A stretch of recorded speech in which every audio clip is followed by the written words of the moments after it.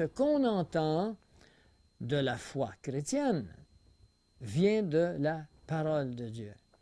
Ceci veut dire que nous devons, vous et moi, à cause que la parole de Dieu est tranchante comme l'épée, nous l'avons vu tantôt, et nous avons vu que la parole de Dieu est nécessaire pour enseigner, pour corriger, nous devons donc aller à la parole de Dieu pour rectifier, corriger et être élevés dans la justice de Dieu, c'est-à-dire dans la rectitude de Dieu. Nous devons avoir conscience, connaissance de ce que la Bible, elle, nous dit de la source de la foi.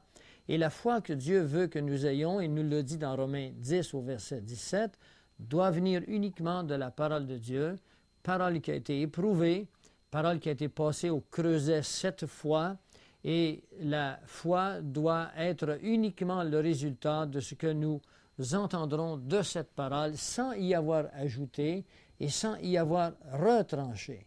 Ce sont là des ordres, des impératifs de la parole de Dieu auxquels chacun de nous, en tant que croyant, ou si vous le deviendrez croyant, devez connaître à la base, au départ de votre démarche, puisque de nos jours, on utilise le mot démarche d'une façon régulière, dans ma démarche vers. Vous savez, Dieu ne nous a pas demandé de faire une démarche. Il nous a demandé de marcher avec lui. Il nous a demandé aujourd'hui est le jour. Il a dit, ma parole est vérité. Nous n'avons pas à chercher pour savoir lequel de tous ces chemins qui nous sont proposés par l'homme conviendrait le plus à notre cœur. La parole de Dieu ne convient pas au cœur naturel de l'homme. La parole de Dieu convient à l'homme converti, à l'homme qui prend conscience qu'il doit aller vers Dieu parce que lui n'a pas les réponses et se voit inhabile et incapable de se conformer à ce que Dieu demande. Et il y a des solutions pour cela, nous vous le révélerons dans l'autre thème qui s'appellera le salut. Et maintenant, la foi vient également d'autres sources.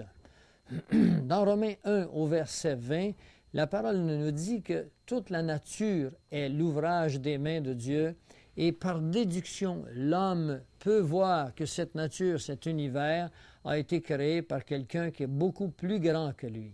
Et cela est de nature à inciter le cœur, l'intelligence, les émotions de l'âme, la volonté de l'âme à prendre conscience qu'il n'est pas le centre de l'univers et que cet univers n'a pas été bâti par hasard, il n'a pas été créé par hasard et que cela l'incitera à chercher son auteur, celui qu'on chante si bien dans le temps des fêtes, l'auteur de la nature.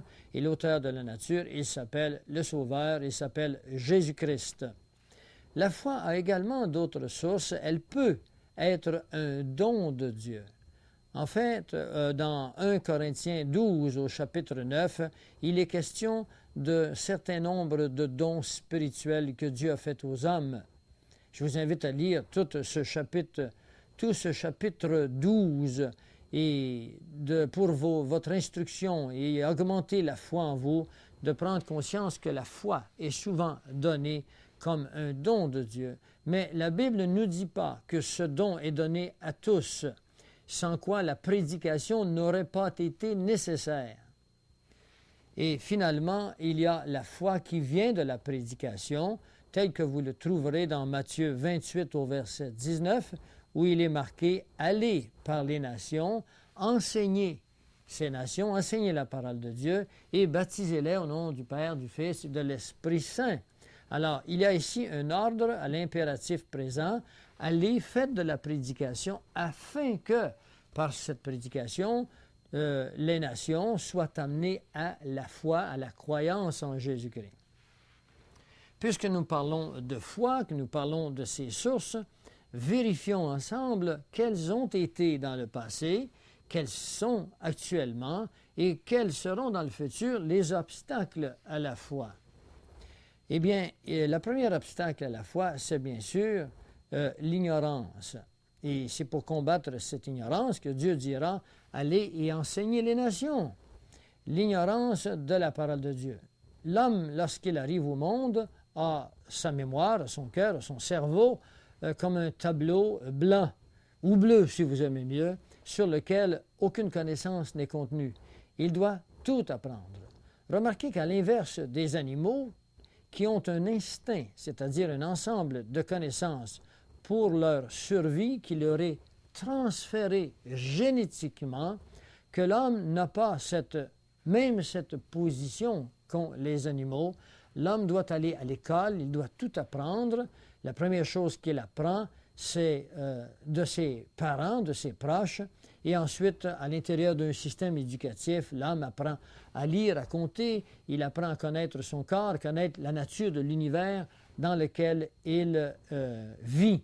Mais l'homme doit également apprendre à connaître la nature intrinsèque de cet univers, il doit apprendre à connaître la nature de l'homme, et cela n'est pas révélé dans les matières scolaires, autres que dans la parole de Dieu. Parmi les autres obstacles, il y a qui nous empêchent d'arriver à la pureté, à l'authenticité de la parole de Dieu, il y a la tradition des hommes. Dans Matthieu 15 au verset 6 et dans Marc 7 au verset 13, la parole nous dit bien que la tradition des hommes annule la parole de Dieu. Je voudrais que vous portiez un peu d'importance à ces versets. Je voudrais y mettre de l'emphase. C'est Dieu lui-même qui parle.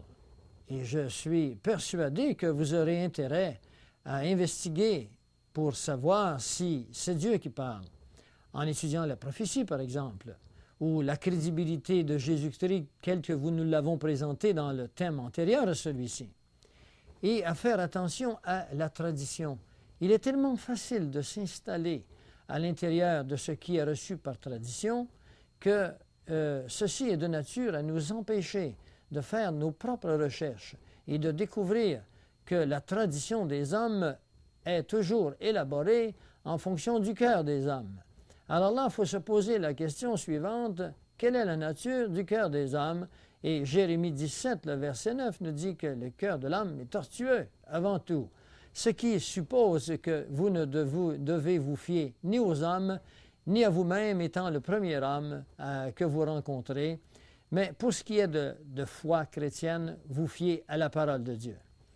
Il y a ensuite, bien sûr, la déformation contaminée et la tradition et le cœur de l'homme lui-même.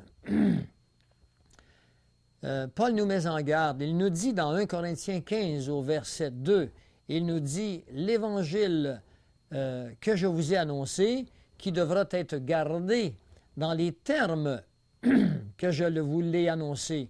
Autrement, dit-il, et cela est important, vous aurez cru en vain. » Alors, voilà des présages, voilà des mises en garde du plus grand des apôtres qui s'appelle Paul, qui nous dit bien que notre foi soit fondée, que notre foi vienne de la parole de Dieu, de se méfier de nous-mêmes, de se méfier des hommes, parce qu'autrement nous aurons cru en vain. Ne serait-ce pas tragique d'avoir passé une vie à croire des choses auxquelles Dieu ne tient pas à ce que nous croyons, ou même ne veut pas que nous croyons, nous présenter devant Dieu et avoir à lui répondre au tribunal de son jugement, nous lui avoir à lui répondre, eh bien, moi, j'ai cru à ce qu'on m'a dit. Et ou encore avoir à lui dire, je crois que je suis sauvé, que tu dois me laisser rentrer dans ton royaume parce que j'ai fait une bonne vie. Nous verrons dans le thème suivant que ceci n'a rien à voir avec le salut. La foi que le chrétien doit posséder n'est pas une foi que lui-même décide. La foi telle que le chrétien doit posséder, c'est la foi que Dieu nous a demandé de croire, et nous élaborerons davantage sur ce sujet dans un instant. Quelle est donc l'importance de la foi pour que Dieu puisse tant y mettre d'importance? Eh bien, dans Hébreux, au chapitre 11, au verset 6, il nous est dit ceci, « Ah, sans la foi, il est impossible d'être agréable à Dieu, car il faut que celui qui s'approche de lui, qui s'approche de Dieu, croit d'abord que Dieu existe et qu'il est le rémunérateur de ceux qui le cherchent. » Alors, il n'est pas possible de croire ou de plaire à Dieu sans la foi. Dieu est un pur esprit et la foi ne se passe pas, la foi de l'homme ne se passe pas dans son corps. Elle peut se sentir dans son corps, mais elle n'a pas origine dans son corps. Elle a origine dans son esprit. Et c'est là que l'homme ressemble le plus à Dieu. Dieu, nous dit la parole, nous a créés à son image et à sa ressemblance. Mais ce n'est pas tellement dans nos doigts ou dans nos cheveux que nous sommes semblables à Dieu, c'est dans notre esprit qui a été créé par lui qui est esprit. Et c'est surtout dans cette capacité à croire ce qu'il nous a dit, que Dieu vérifie si nous avons ou non foi en lui. C'est pour cela qu'il ne nous est pas possible de plaire à Dieu sans la foi qu'il nous dit qu'il existe et qu'il rémunère ceux qui ont cru en lui. Les conséquences de la foi sont importantes, elles sont immenses également. Il y a d'abord le salut. Sans la foi, il n'y a pas de salut.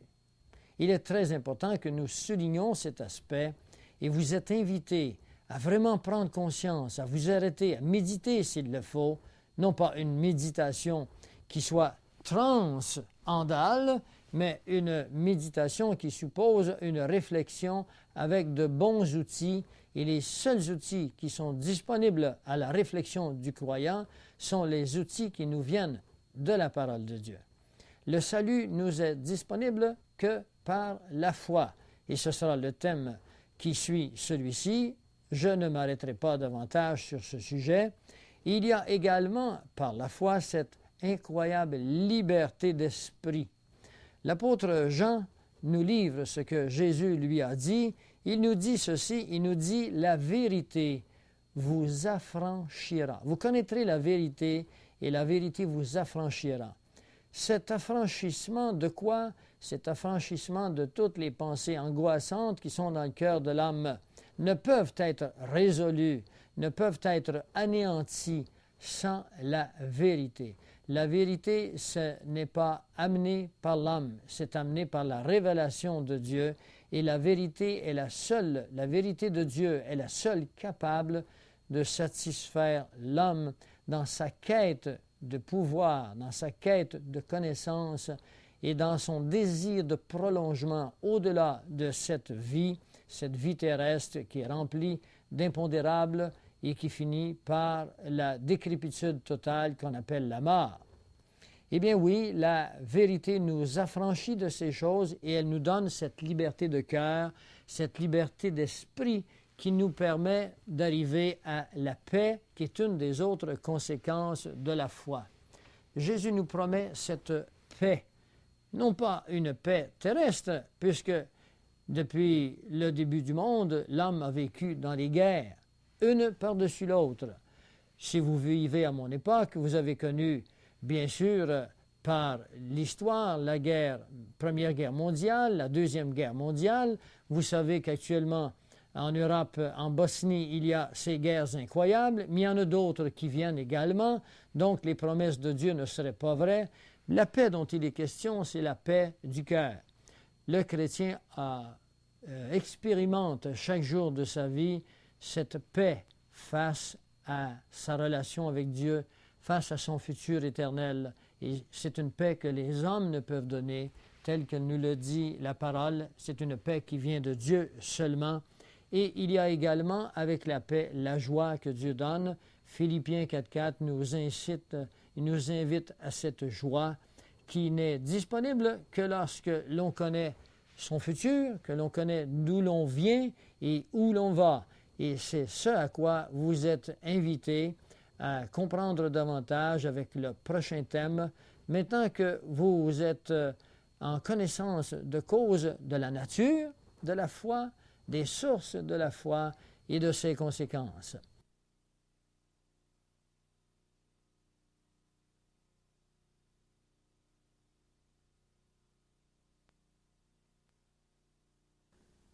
Le salut peut s'exprimer comme étant la délivrance des conséquences du péché. Bien sûr qu'il faut, pour arriver au salut, d'abord accepter qu'il y a eu péché. Ce péché n'est pas nécessairement quelque chose que l'on fait seulement, mais c'est le résultat d'une longue génétique transmise depuis nos premiers parents, depuis Adam et Ève, jusqu'à nous. À preuve de cela, l'homme meurt depuis Adam et Adam et Ève étaient nés pour vivre dans ce paradis terrestre, pour vivre éternellement, de vivre tous les jours que Dieu leur avait donnés.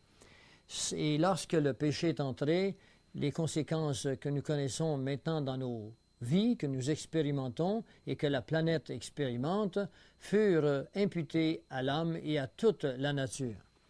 Alors, le salut est donc nécessaire, et le salut était l'œuvre de Dieu, puisque l'homme ne pouvait arriver au salut.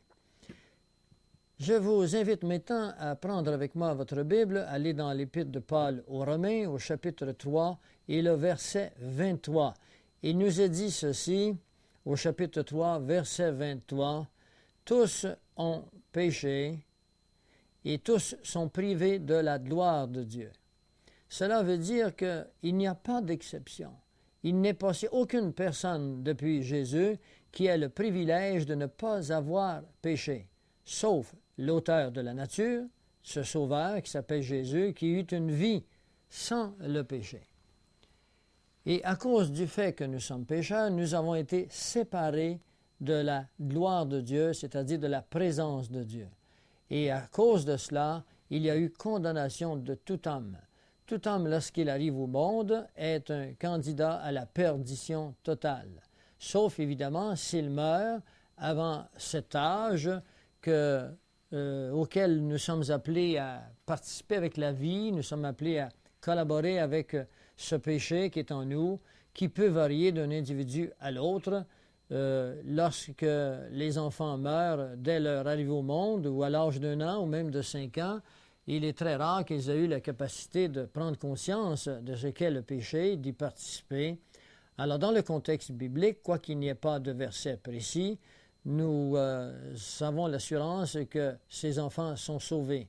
Mais dès que l'homme devient autonome, que sa pensée est capable de distinguer la connaissance du bien et du mal, et qu'il peut volontairement y participer, alors il est, par ce fait, condamné parce que cela a été condamné dans la Genèse.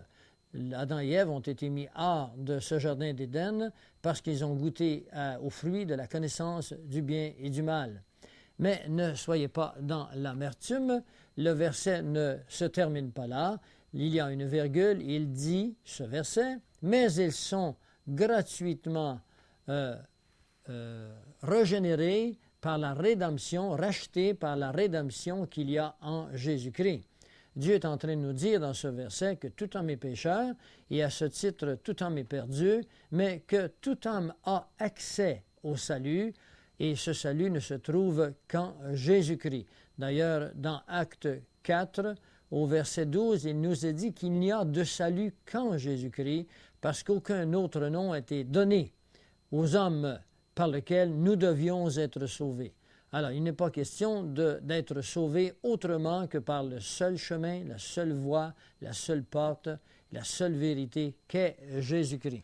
Il faut donc que vous acceptiez, lorsque vous voyez la crédibilité qu'a la Bible et que vous avez cette foi qui vient de la parole de Dieu, que la parole de Dieu nous dit la vérité et qu'elle nous dit que nous sommes pécheurs et donc perdus, et à ce titre, nous sommes des candidats à la perdition éternelle et nous devons opter pour le salut qui nous est offert.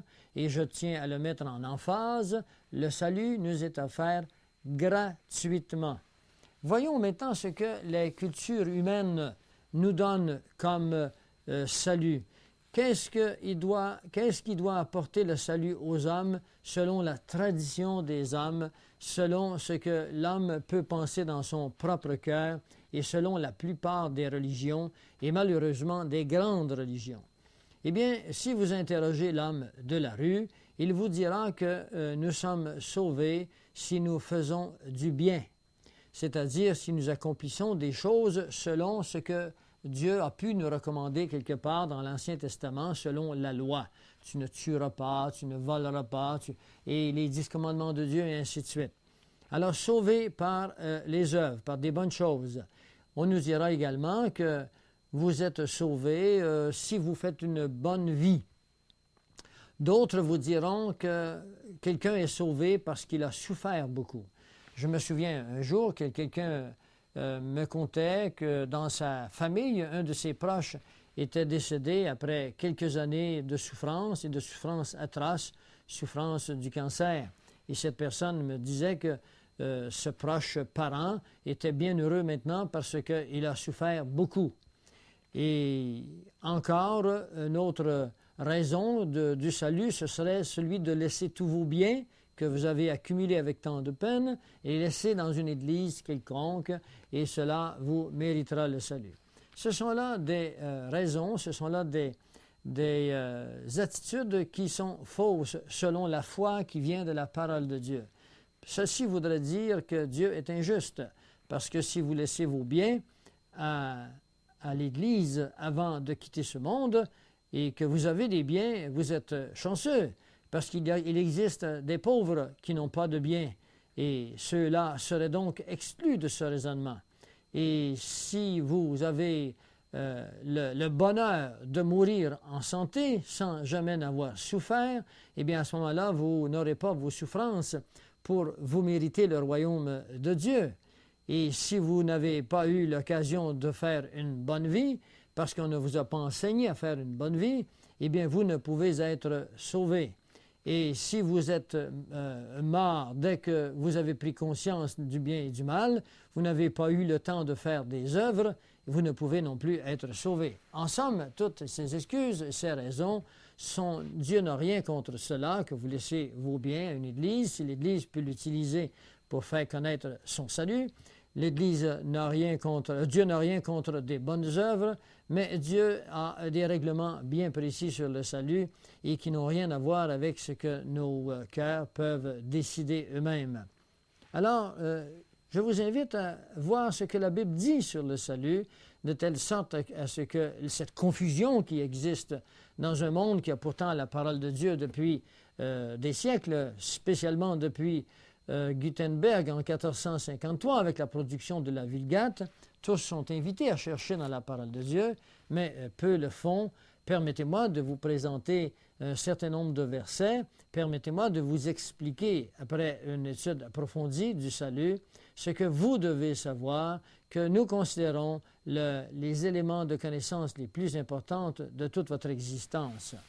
La Bible nous dit, par exemple, dans Matthieu 5, au verset 3, « Heureux les pauvres en esprit, car ils verront Dieu. » Ce verset a été un verset qui a apporté beaucoup de contradictions au cours des siècles.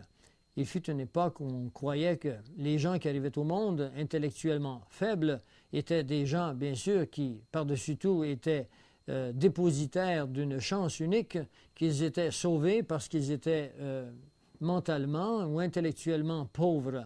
Ou encore, on dira heureux les pauvres parce qu'ils verront Dieu, comme si la pauvreté était nécessairement une opportunité extraordinaire d'être sauvé. Vous saurez qu'il y a des pauvres qui sont parfaitement avares et qui désirent des richesses toute leur vie, et qu'il y a des riches qui font fi de leurs richesses et qui ont placé leur cœur ailleurs. Il est important de comprendre que Dieu lit les cœurs et non les comptes de banque. Il est très important que vous compreniez que ce verset veut dire « Heureux les humbles » dans son étymologie originale. Il est question ici d'attitude d'esprit, d'humilité. Pourquoi Dieu nous dit-il cela? Cela est le résultat du fait que pour s'approcher d'une théologie aussi drastiquement et diamétralement opposée à la pensée du cœur de l'homme, il faut que l'homme s'humilie. Il faut que l'homme fasse fi de ses pensées à lui et qu'il dise « C'est toi, Dieu, c'est toi, Seigneur, qui as raison, c'est toi qui as créé cette terre, c'est toi qui m'as créé, je ne connais rien à cette terre, je suis émerveillé de cet univers, je n'ai rien à voir avec elle, mais je sens que ce que tu dis, je sais que ce que tu dis est vrai, donc je m'abandonne à toi et c'est toi qui as raison. » Et c'est à ce juste titre que Dieu dit « Heureux serez-vous si telle est votre attitude, parce que vous avez plus de chance qu'un autre qui est orgueilleux, qui dit « c'est moi qui ai raison », de voir Dieu, de connaître ce Seigneur qui se révèle à nous dans sa parole. Dans Romains 3, au verset 20, il nous a dit ceci, qu'aucun de nous, nul, dit la parole, n'est justifié par la loi, car c'est d'elle, de la loi que vient la connaissance du péché. Et la plupart des gens qui sont religieux sont légalistes. Le légalisme est cette attitude qui guette tout croyant, aussi biblique puissions-nous être. Le légalisme est plus naturel au cœur de l'homme que la grâce de Dieu, puisque la grâce de Dieu est un don de Dieu qui vient vers le cœur de l'homme. Le cœur de l'homme, lui, est bien assis dans la loi, c'est-à-dire dans cette série de lois que Dieu a données et que l'homme ne possédait pas avant que Dieu le donne à Moïse, qu'on appelle les 10 commandements, qui se sont divisés en un ensemble de règles qui font qu'aujourd'hui, dans la loi juive, il y a 613 règlements de choses à faire ou à ne pas faire. Eh bien, aucun homme n'a pu suivre la loi au complet. Et la Bible nous dit dans Jacques que si vous molestez, si vous êtes rencontré injuste dans un de ces commandements, eh bien, vous avez toute la loi contre vous. Vous péchez contre toute la loi. Alors, aucun de nous, donc, ne peut être amené juste devant Dieu en utilisant les œuvres de la loi. La loi, c'est les choses à faire et à ne pas faire, mais aucun de nous ne peut répondre à toutes ces choses parce que nous sommes foncièrement pécheurs, c'est-à-dire inclinés vers la transgression, vers ce qu'on appelle le péché. Le péché est en nous, il est dans nos membres. Le mot péché veut dire manquer la cible. Oui, parce que la cible, c'est Dieu et nous manquons la cible. Nous manquons de nous conformer à ce qu'il voudrait que nous soyons d'une façon régulière. Et nous ne sommes pas sauvés, heureusement, uniquement par le fait que nous sommes toujours corrects à Dieu, parce que si c'était le cas, nul d'entre vous ou moi ne pourrions être sauvés. Alors, la Bible nous dit que, et également que c'est par la connaissance de la loi qu'est entré le péché. Cela veut dire que Dieu, en créant la loi, nous a démontré que nous sommes incapables de nous soumettre à toute la loi de Dieu, et ce faisant, nous sommes pécheurs. Donc, le but de la loi de Moïse, était que nous prenions conscience que nous sommes pécheurs. Ceci étant fait, ceci étant reconnu maintenant que nous sommes pécheurs, eh bien, Dieu mettra à notre disposition un salut qui se fera par la connaissance de la foi, qui est l'ensemble des doctrines contenues dans la parole de Dieu. Mais dans l'ensemble de cette doctrine, il y en a une particulière qui est habilitée à nous amener au salut, et c'est celle-là que nous voulons vous exposer maintenant. Le péché a des conséquences incroyables dans toute l'humanité. La Bible nous dit dans Romains 6 au verset 23 que c'est le péché qui a amené la mort. La mort des hommes et la mort de la nature également.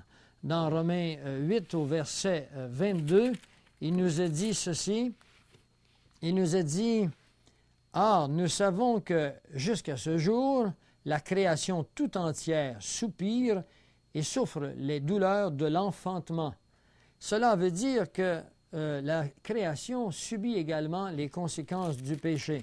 Dans Romains 6 au verset 23, il nous est dit « Le salaire du péché, ou la conséquence du péché, c'est la mort. Mais le don gratuit de Dieu, c'est la vie éternelle. » Et la Bible ajoute « en Jésus-Christ, notre Seigneur ». Alors, le chrétien, son Seigneur, ce n'est pas lui, ce n'est pas les systèmes d'hommes, c'est Dieu. Et il y a en Jésus-Christ la vie éternelle, parce que la vie éternelle nous avait été enlevée par le péché. Le péché amène la mort.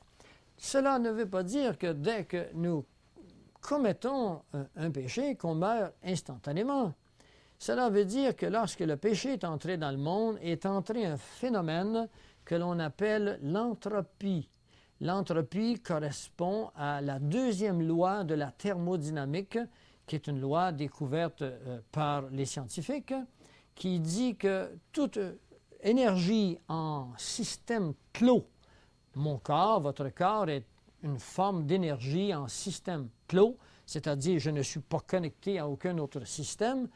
Elle dit que ce système tend vers sa réduction, c'est-à-dire que l'énergie que nous avons en nous, au fur et à mesure que le temps passe, diminue et nous nous atrophions et nous en allons vers le point zéro.